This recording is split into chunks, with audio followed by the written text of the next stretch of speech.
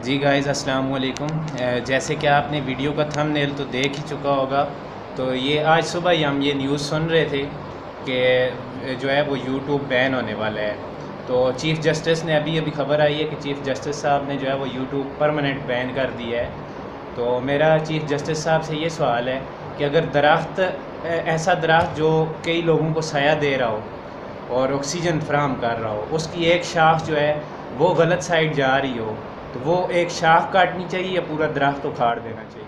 क्योंकि chief justice साहब का ये मौक़िफ़ था कि तरह तरह के लोग जो ऐरा गैरा उठता है यूट्यूब पे बयानात देने लग जाता है, कभी इस्लामिक जो है वो फसाद उठा देता है। तो मैं ये कहूँगा कि उन्होंने जो साइबर क्राइम वाले बिठाए हुए हैं, 1.5 2 करोड़ वो तनख्वाहें ले रहे हैं, वो फ्री में ले रहे हैं। अगर एक नॉर्मल IT का जो है वो डिप्लोमा होल्डर ये सर्च करके बता सकता है, उसका गूगल पेन भी आपको दे सकता है कि ये जो कंटेंट है कहाँ से अपलोड किया गया है, इसका गूगल एड्रेस पेन क्या है। तो वो साइबर क्राइम वाले क्यों बैठे हुए हैं, फ्री में रोटियां तोड़ रहे हैं? उनका काम है कि जो बंदे वो काम कर रहे हैं, फसाद फैला रहे हैं, उनको पकड़ो। यूट्यूब के जो है वो तकरीबन पाकिस्तान में 1.5 2 करोड़ अवाम जो है वो इस वक्त यूट्यूब से रोज़ी कमा रही है। तो उनकी रोज़ी को ठप करके वो किधर जाएंगे? ना कोई जॉब्स अवेयर हैं, ना कोई नौकरियां फराहम की जा रही हैं, कुछ भी नहीं है। तो वो यूट्यूब का जो बंद किया जा रहा है, बैन किया जा रहा है, वो आवाम किधर जाएगी? मैं ये चीफ़ जस्टिस साहब से पूछता हूँ। दूसरा ये कि टिकटॉक पर जो है वो बेहयाई फैलाई जाती है। टिकटॉक को बैन नहीं किया गया, यूट्यूब पर जो है वो परमानेंट बैन लगाया गया है। ये इसकी क्या वजह है?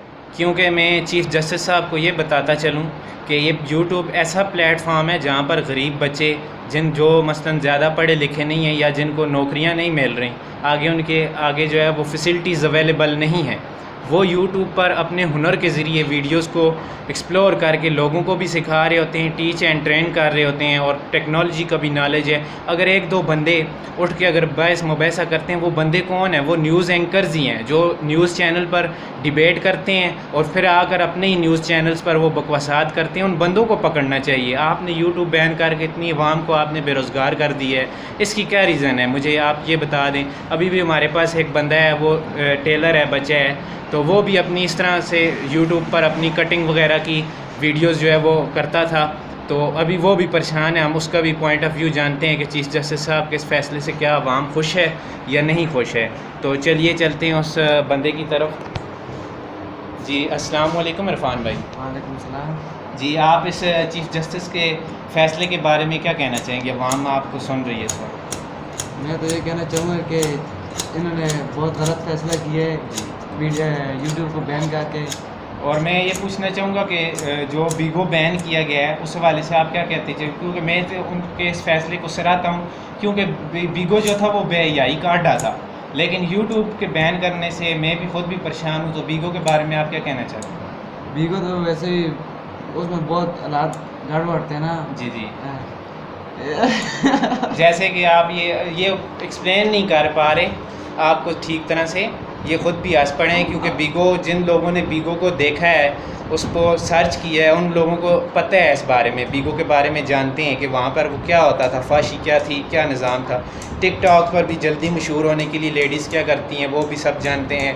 तो उन चीज़ों को बैन करना वो एक अलग मैटर है, लेकिन यूट्यूब पर हमारे आगे यूट्यूब की पॉलिसीज़ जो हैं वो ख़ुद ही इतनी स्ट्रिक्ट हैं कि अगर कोई ऐसा कंटेंट जो है वो अपलोड किया जाता है, वो कॉपीराइट के थ्रू या उसको लीगली अनबैन कर दिया जाता है, चैनल ब्लॉक कर दिया जाता है, या उस वीडियो को जो है वो रिमूव कर दिया जाता है।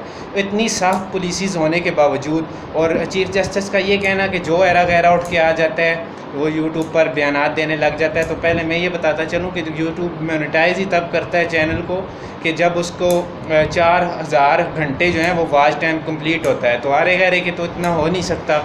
तो इसलिए मैं ये कहता चलूँ कि उसको इस फैसले पर फिर जो है नज़रसानी करनी चाहिए, और उन बंदों को जो यूट्यूब पर इस तरह के बयानात देते हैं, वो फसाद फैलाते हैं, मुसलमानों के फ़िरक़ाबाज़ी में फसाद फैलाते हैं, उनको पकड़ना चाहिए, ना कि यूट्यूब को बैन करना चाहिए। अब आप लोग भी मुझे इस बारे में बताएं कि आपकी क्या राय है। तो कमेंट बॉक्स में कमेंट ज़रूर करें। जो मेरे चैनल पर नए हैं वो चैनल को लाइक करें, शेयर करें, और ज़्यादा से ज़्यादा जो है हमें सपोर्ट करें। अब मुझे दीजिए इजाज़त। अल्लाह हाफ़िज़।